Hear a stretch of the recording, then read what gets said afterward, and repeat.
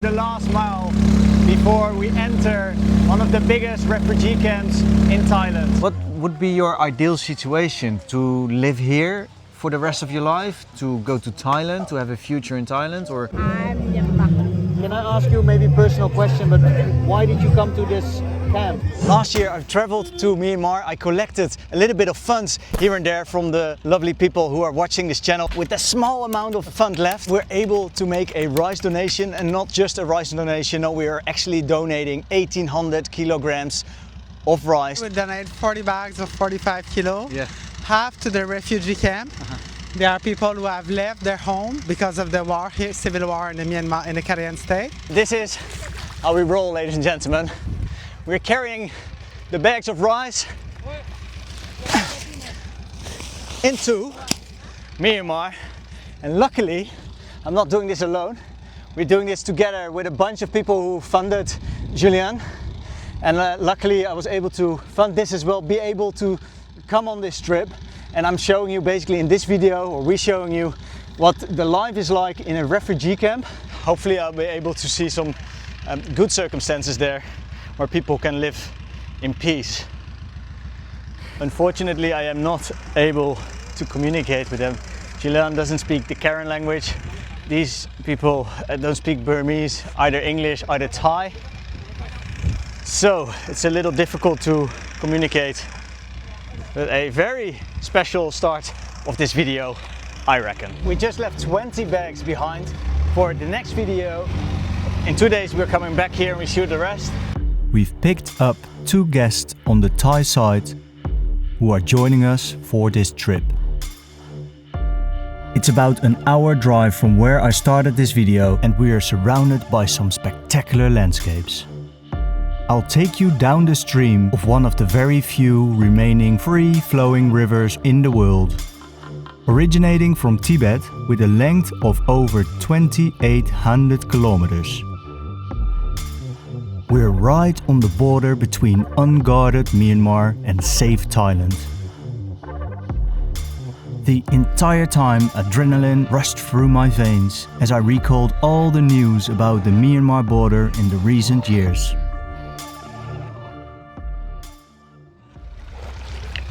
Okay, we have just arrived. They expected us, so there is a team carrying the rice bags to a truck. The rice bags were too heavy for the boat. The water is quite shallow, so we dropping the bags off. The last part for the rice bags are going by truck, and we are carrying on the journey on the river. We're almost there. The last mile before we enter one of the biggest refugee camps in Thailand.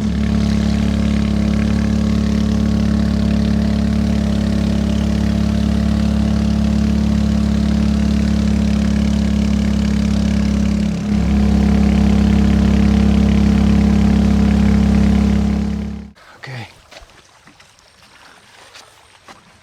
Thank you. Table? Table.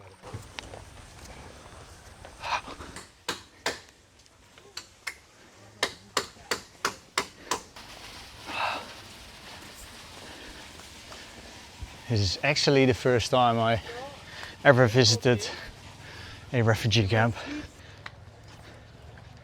Hey buddy!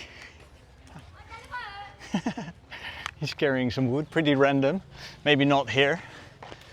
Might be the most normal thing here.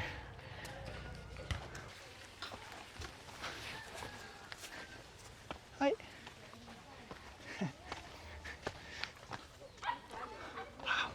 They have this little convenience store, let's say, where they have crisps. You can buy water, eggs, some candy. On the way, on the way, by the way. I try. Yeah, it is dinner time, so we also got invited for some dinner.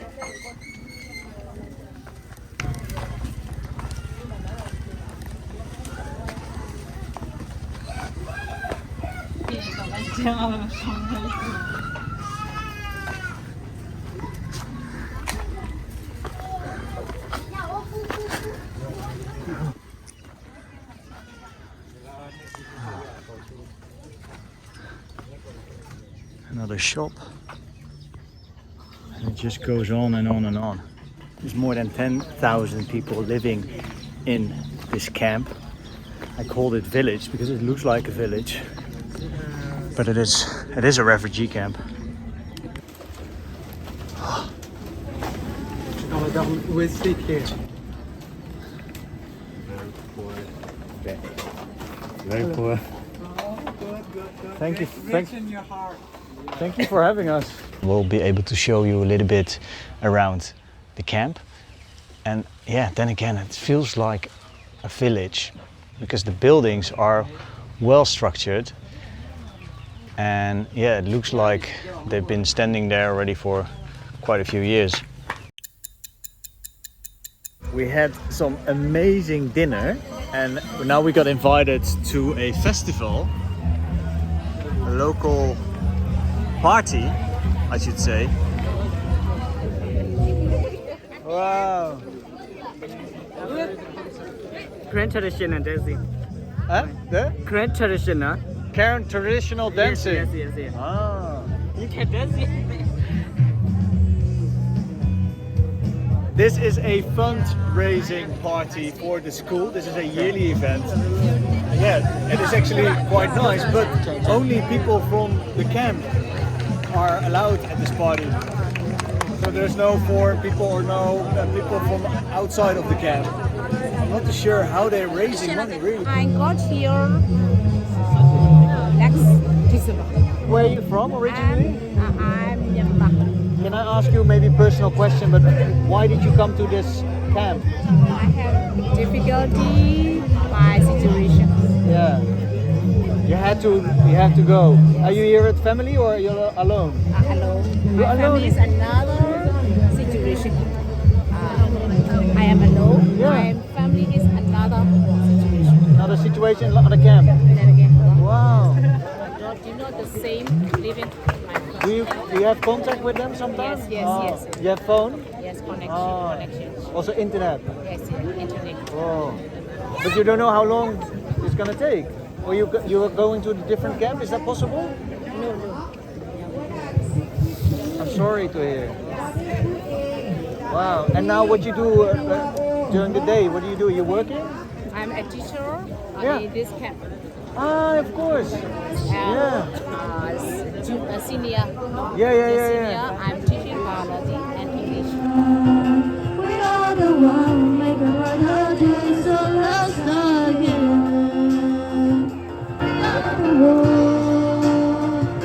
We are the children. We are the one who make a right day, so let's start again. It is 7:30 and we're gonna talk to some interesting people today. We're gonna donate the rice to dormitories, and I'm saying dormitories, but this is basically where the orphans live. So they lost or they don't know where their parents are. Some kids, they're here knowing that the parents are somewhere else. Some kids are here not knowing if the parents are still alive. So it's a very tragic situation, I think. So we arranged, actually Julian has arranged this drop-off, the delivery of the rice, and I think there's like a small little ceremony planned for today. Plus we get to know the place a little better and understand what this camp is about and why this exists in the first place. I'd like to know if there's a future also for this camp. All the houses here look very solid, they're quite big. And yeah, the living conditions are actually quite good over here. I expected a lot of very poor circumstances. Now there is some draining system here. It doesn't smell like gutter at all, actually.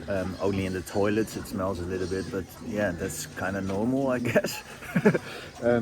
But yeah, no, it's not dirty at all. They're keeping it really clean. Also, I see a lot of chickens here. They have pigs. So it is quite self-sustainable, this village. Only, yeah, there are so many people. They need a lot of food. But yeah, guys, at the very least, the people over here live in a beautiful, quite serene environment. I went to some squat land in Yangon, and the circumstances over there were very poor. People living in very poor conditions. Over here, by the looks of it, like obviously it's super sad what's happening and the reason why people are living here. But the living conditions are actually not so poor. They have running water, they have shelter, they have security guards here. There is a alcohol ban, so the people are not allowed to drink in this village. These are all things that are not so organized in the squatted areas inside of Myanmar.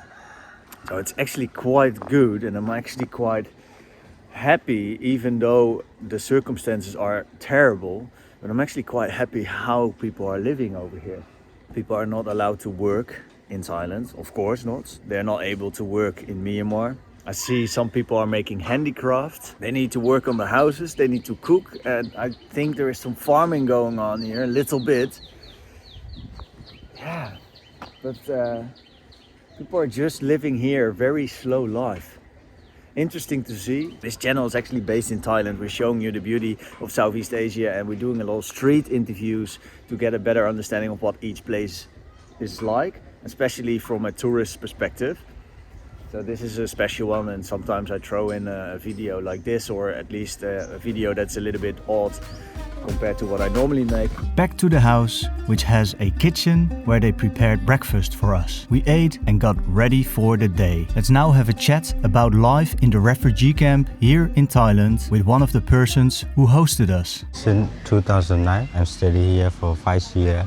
After I graduate my school, I'm back to my village to help my parents. Your village is in Karen State. Yes, I stayed to my village with my parents for 6 or 7 years, and I came back here. And your parents, are they still in Karen State?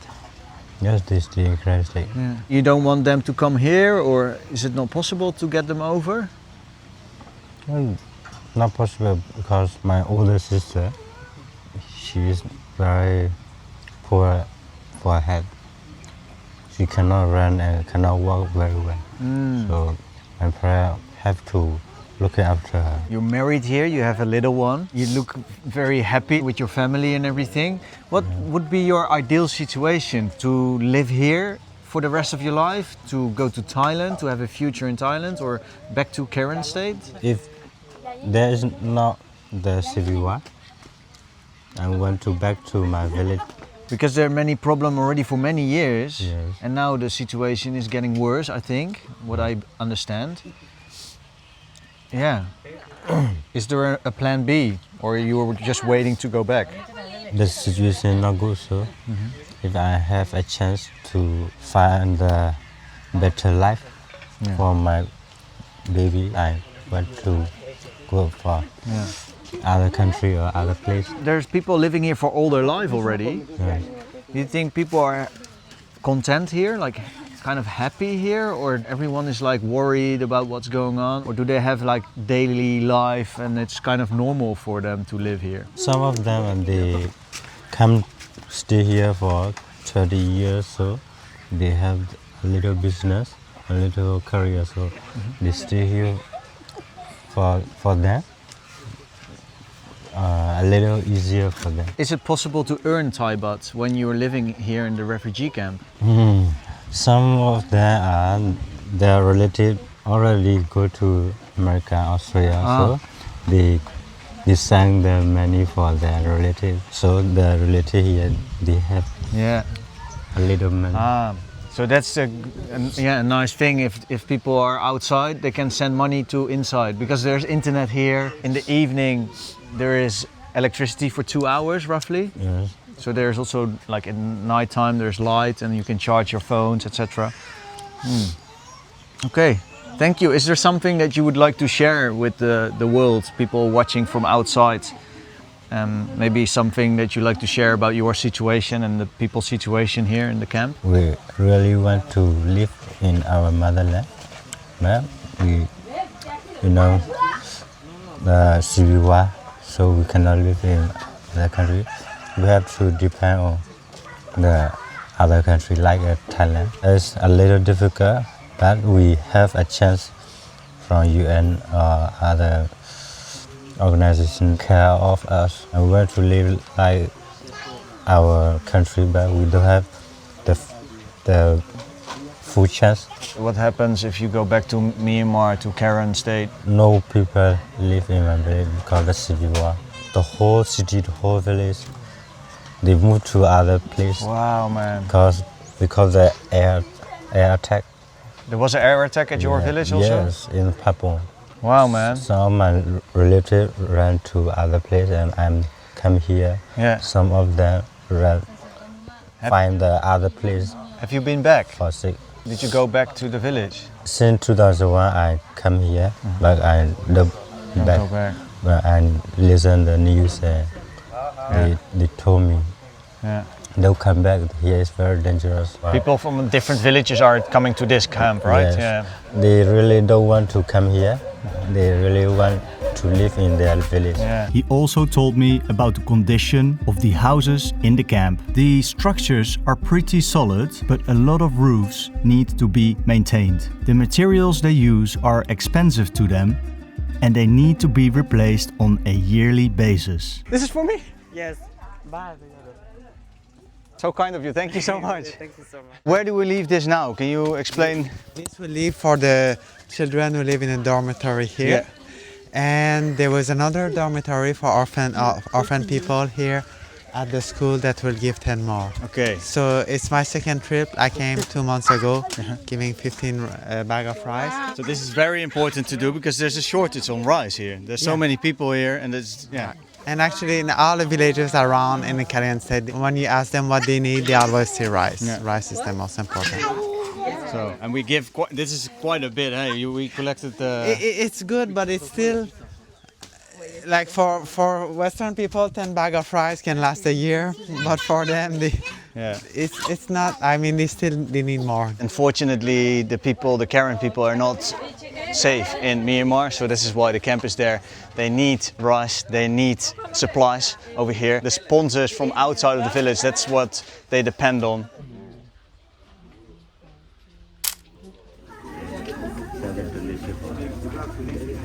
Yeah, really. Thank you. Bye-bye.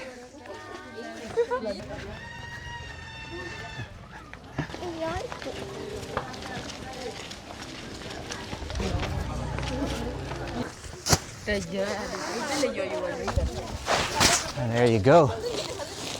10 more bags.